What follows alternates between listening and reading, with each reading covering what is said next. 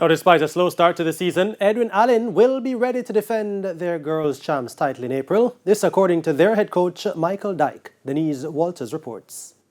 Speaking at the weekend, a very confident Michael Dyke asserted that his team is poised to take a 9th title at champs. His comments came after the Clarendon-based school completed a perfect sweep of all 7 relays at the Western Relays held at the GC Foster College. We started late, in comparison to previous years, we started almost the end of October, which is pretty much unusual for us. Well, we are progressing steadily. We went off to a slow start, but we are picking up gradually. And, based on the time that we have leave, I am pretty much sure that we'll be there by the time the championship come around. Meanwhile, despite the absence of St. Jago and Hydel High, Dyke noted that it was still good for his girls to get these races under their belts in preparation for the Gibson Relays. We came here to dominate the 4x1s, and the competition wasn't of what we anticipated. So, I think it's a good outing, our first relay for the season. I think they did well.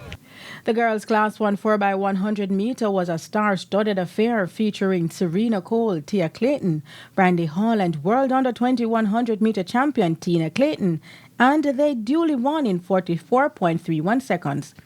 Their teammates also took classes 2, 3 and 4. It's important that they get a run before, Gibson and championship. So, Tia and Brandy coming out for the first time for the season also. So, it's just to a little dusting off, and getting them back into competitive action. Edwin Allen completed the sweep with the sprint medley, mile relay and 4x800 meter relay with Roshana Dwyer and Jessica McLean dominating the second and anchor legs. We come out here to do one thing, come out here to win, and that's what we do. As my teammate earlier said, we came out here with only one intention, to win, and I had the button in front, and that's all I had to do was to hold the position and take us home. I know that we have the potential, and I know that we all come out here to win, so it was expected.